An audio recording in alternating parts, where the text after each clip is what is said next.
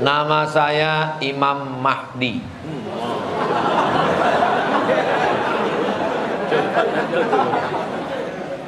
Kalau Tuan pergi ke Makkah, jangan membawa sarang kedidi. Sudah lama saya ceramah, baru malam ini dapat surat dari Imam Mahdi. Mau kau menjaga makku ini?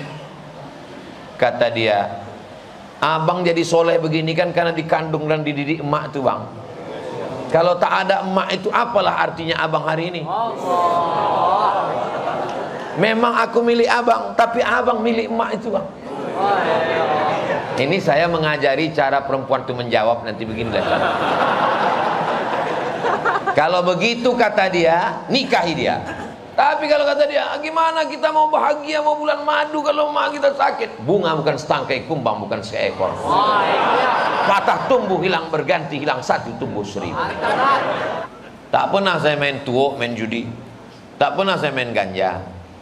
Doa almarhumah emak ini luar biasa. Didoakannya tiap malam tahajud sampai tutup pintu hati itu mau buat dosa. Jadi ibu 9 bulan 10 hari ibu kandung anak ini.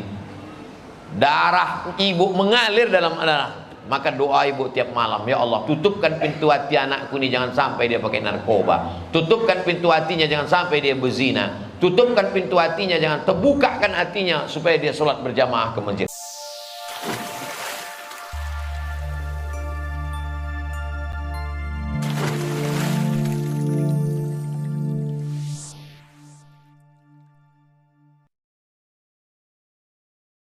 Waktu SMP saya berkali-kali tak membayar makanan jualan ibu-ibu. Bagaimana cara membayarnya sekarang?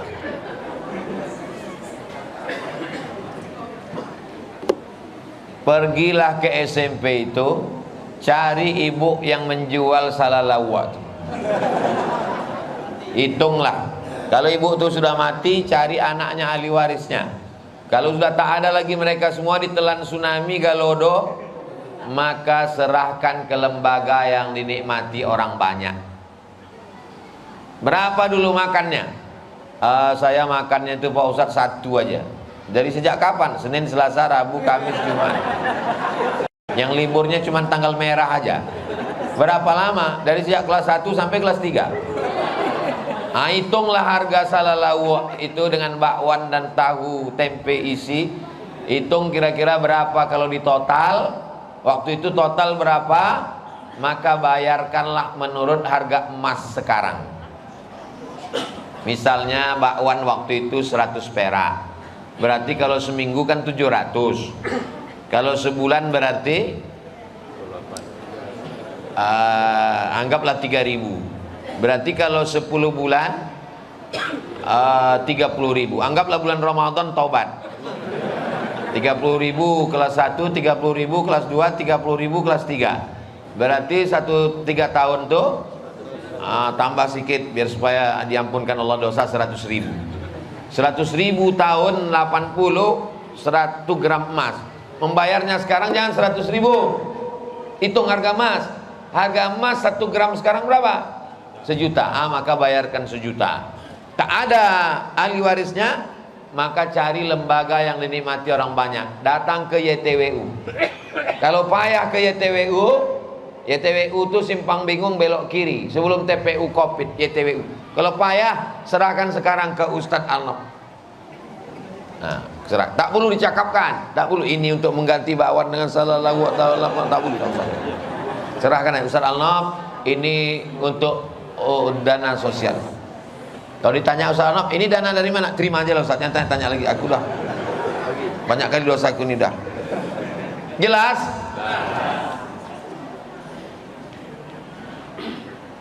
Amanah orang tua kami, anak perempuan dan laki-laki dibagi rata saja harta warisan. Sedangkan ada saudara laki-laki tak mau dibagi rata. Dia mau dibagi sesuai hukum Islam.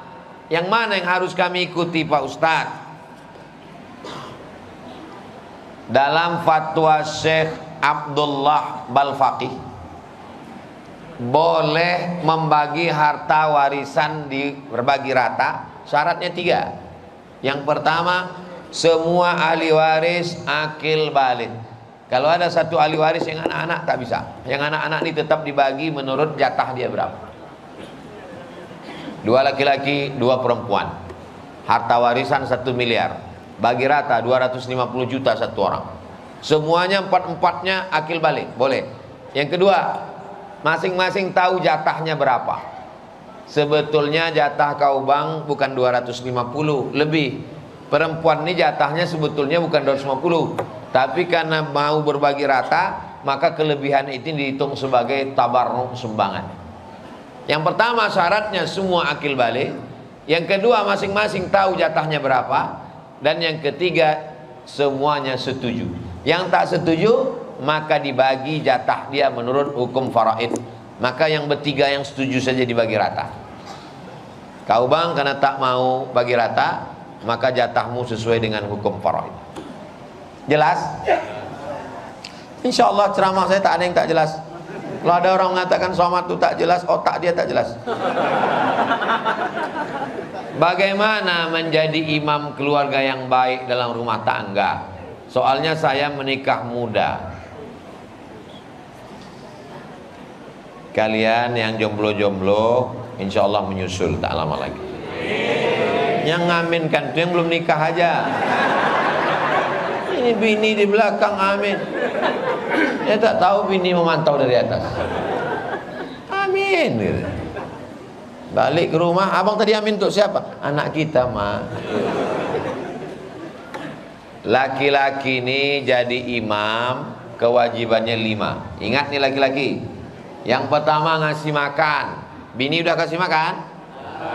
Yang kedua pakaian. Bini udah kasih pakaian? Banyak di luar sana bini tak dikasih pakaian. Resleting belum berpasang, kain pendek. Ustaz nampak, saya tak nengok, nampak. Pertama kasih makan, kedua kasih pakaian, ketiga kasih tempat tinggal. Perempuan jangan menuntut laki tak sesuai dengan kemampuannya. Kalau mampu dia ngasih tempat tinggal itu, jangan tuntut dia membelikan istana yang indah. Cepat dia mati nanti. Naik darah tingginya, kolesterol, asam urat, jantung koroner. Kasih makan, kasih pakaian, kasih tempat tinggal, kasih pendidikan. Mestinya kalian yang mendidik istri ini laki-laki.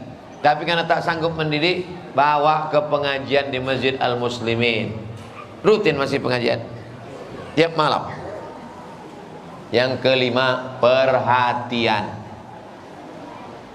Istri ini kalau tak dikasih perhatian, dia akan mencari perhatian tetangga.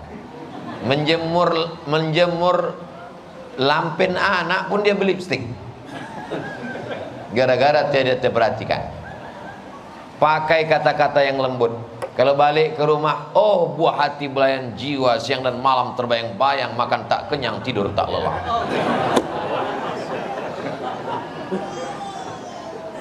Tengoklah Nabi tak pernah memanggil pakai nama. Mana ada pernah manggil Aisyah, tak pernah. Apa kata Nabi? Ya Humairah, wahai engkau yang kulitnya putih, kalau kena cahaya matahari kemerah-merah. Boleh saya panggil bini saya besok ya Humairah Pak Ustaz? Boleh. Tapi bini saya tak putih, tak apa-apa. Emang tangan dia tak putih, tapi mukanya kan putih.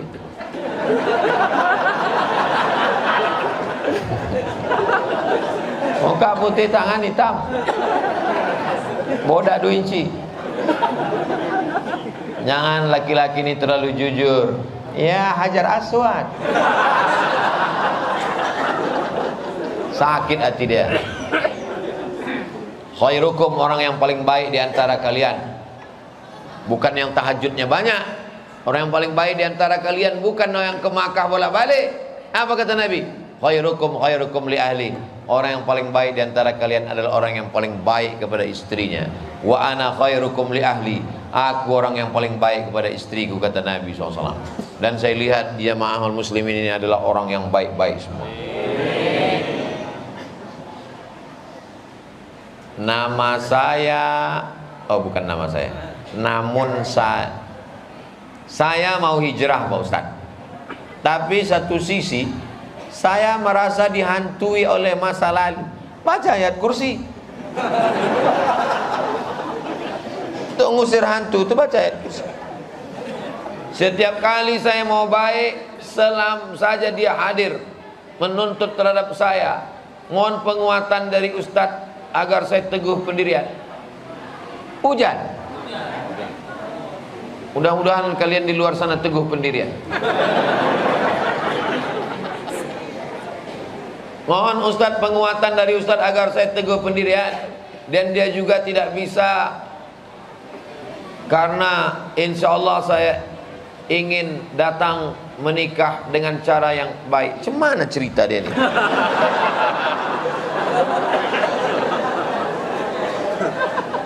Oh, dia mau tobat, dia mau nikah, dia minta supaya calonnya ini bersabar menerima dia karena dia mau menikah dengan cara yang baik. Jadi intinya komunikasi mesti baik.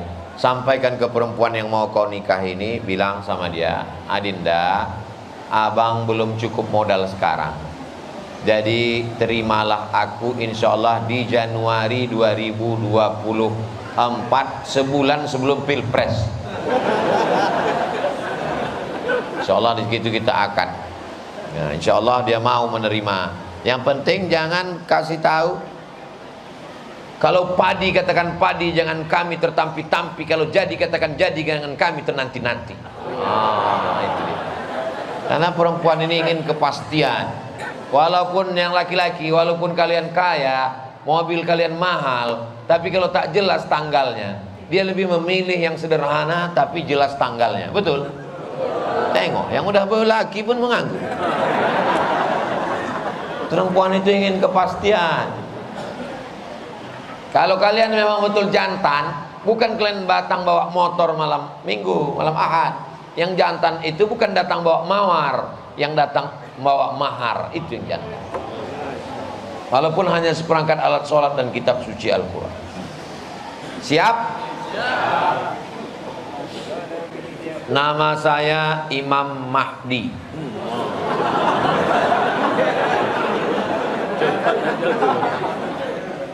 Kalau Tuhan pergi ke Makkah, jangan membawa sarang kedidi.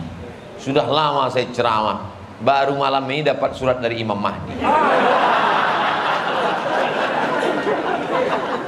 Bagaimana kita agar tidak selalu salah di mata istri, sedangkan kita sudah berusaha menjaga perasaan? Salahkah nafkah yang kita berikan terkadang kurang? Kalau cerita cukup, ibu-ibu yang dikasih 10 juta cukup?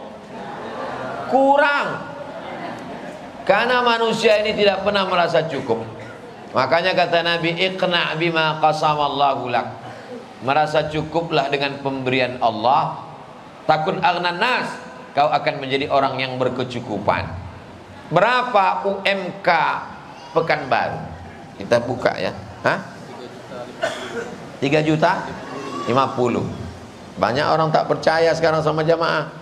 Kita cek di Google. UMK Pekanbaru. Saya percaya sama antum. Jamaah ini kadang udah tak percaya. Sama ustaz pun orang ini tak percaya lagi. UMK Pekanbaru. Lebih percaya dia sama Google. UMK Pekanbaru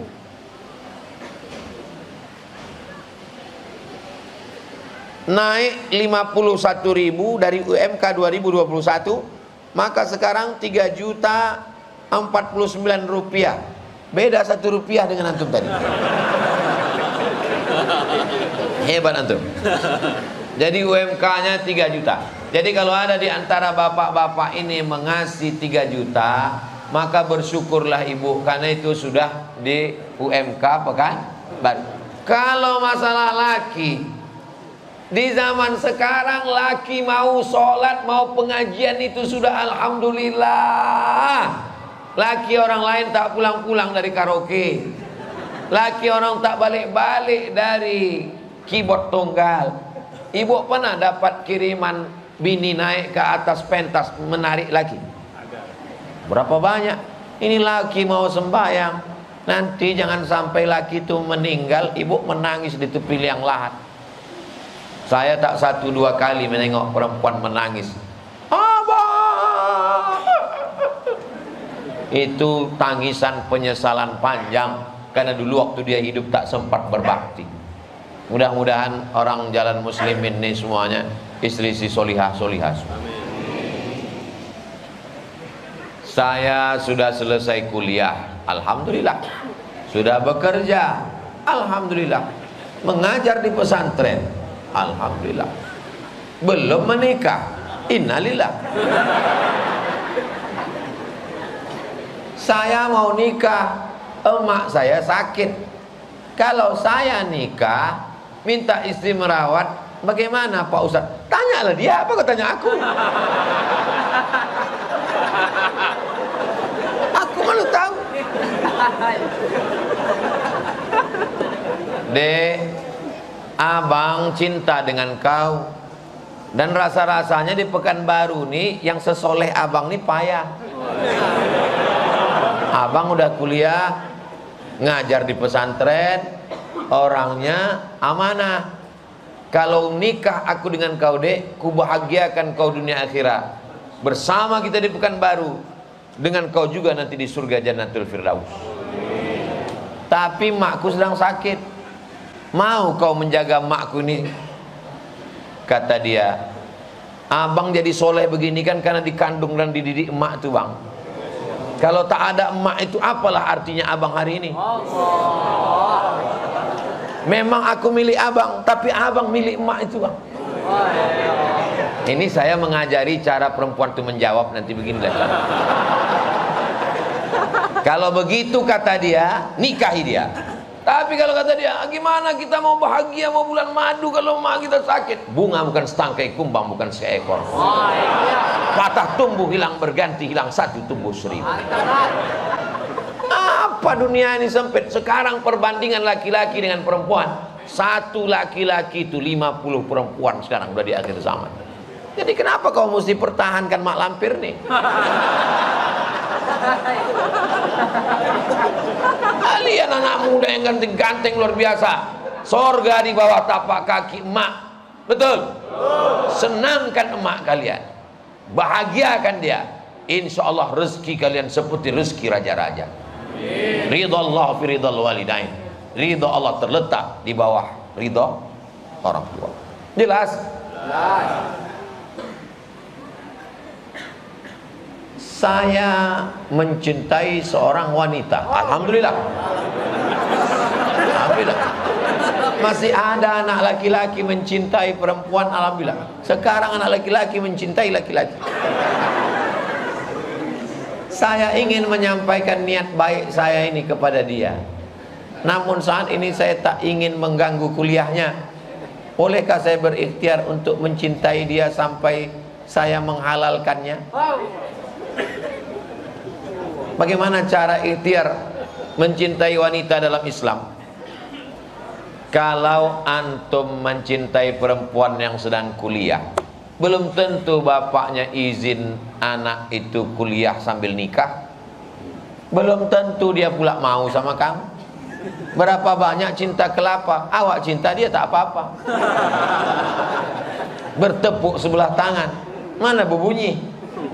Jadi pastikan saja. Caranya bagaimana? Datang kamu ke rumah bapaknya, jangan sendirian. Bawa ketua Masjid Al-Muslimin, bawa ketua Yayasan Tabung Wakaf Umat. Ustaz Al-Naf nih, jangan khawatir sama Ustaz Al-Naf, kota dia udah penuh. Jangan kalian bawa saya. Kalau saya kalian bawa, saya yang diterimanya nanti. Itu dia. Nah, jadi kalian datang, bilang sama dia, ini Pak, ada sesuatu yang tak bisa. Kalau masalah minum bisa dipilih antara minum di botol dengan minum di gelas. Kalau masalah makanan bisa memilih antara memilih selais atau kopi yang tidak betulang. Tapi ada satu yang tak bisa memilih Pak. Apa itu? Hati. Hatiku sudah jatuh pada anak bapak. Tapi aku tak mau yang haram Pak. Kalau aku jahat, bisa aku jemput dia sekolah, aku bawa ke mall. Tapi aku ingin yang suci ini mesti dilakukan dengan cara yang suci juga. Kata bapak itu, kau sabar ya, nanti habis S1 dia S2, S3 baru nikah sama kau. Intinya jangan berbuat haram. Usaha, doa, tawakal, ikhtiar sama usaha sama. Ikhtiar, al-kasbu, usaha, podo, sami mawon. Setelah usaha, ikhtiar, al-kasbu, doa. Setelah doa, tawakal. Kalau memang jadi, berarti begitulah kehendak Allah. Kalau tak jadi, jangan putus asa, karena Allah punya rencana yang lebih indah dari apa yang ada dalam pikiran. Jadi jangan kalian menganggap kaulah satu-satunya, dek. Belum tentu. Dunia ini tidak selebar daun pisang, guys. Jelas? Apa hukumnya menikahi janda?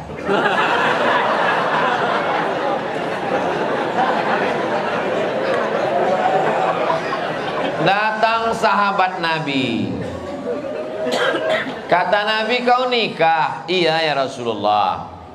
Hala bikron, kenapa kau tak nikah sama anak gadis? Kenapa kau nikah sama janda? Kata Nabi. Kata dia, adikku banyak. Kalau aku nikah sama anak gadis, seumuran sama adikku ini berkelahi dia. Tapi kalau aku nikah sama janda ini, bisa dijaganya adik-adikku ini. Jadi kalian kalau nikah tuh kalian pikirkan mak kalian pikirkan adik kalian. Jangan kalian korban sinetron. Cuma kita berdua, adik. Mak kau kan ada di belakang.